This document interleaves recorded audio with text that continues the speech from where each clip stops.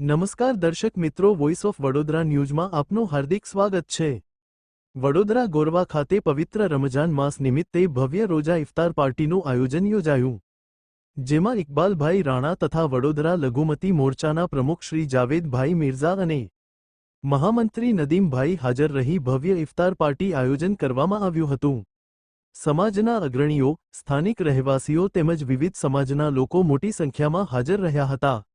રમજાનના પવિત્ર મહિના દરમિયાન રોજા સૌએ મળીને ઇફતાર કર્યો હતો અને ભાઈચારા, એકતા અને સૌહાર્દનું સુંદર ઉદાહરણ જોવા મળ્યું હતું। ઇકબાલભાઈ રાણાએ જણાવ્યું હતું કે રમજાનનો મહિનો શાંતિ, સહિષ્ણુતા અને માનવતાનો સંદેશ આપે છે, ભાઈચારા અને એકતાને વધુ મજબૂત કરે છે। કાર્યક્રમમાં હાજર લોકોએ પણ આ આયોજનની પ્રશંસા કરી હતી અને એકતા માટે સૌએ દેશ અને સમાજમાં સુખ શાંતિ માટે દુઆ કરી હતી। બ્યુરો રિપોર્ટ હજરત ખાન સાથે નિસાર મહેંદી ઘડિયાળી।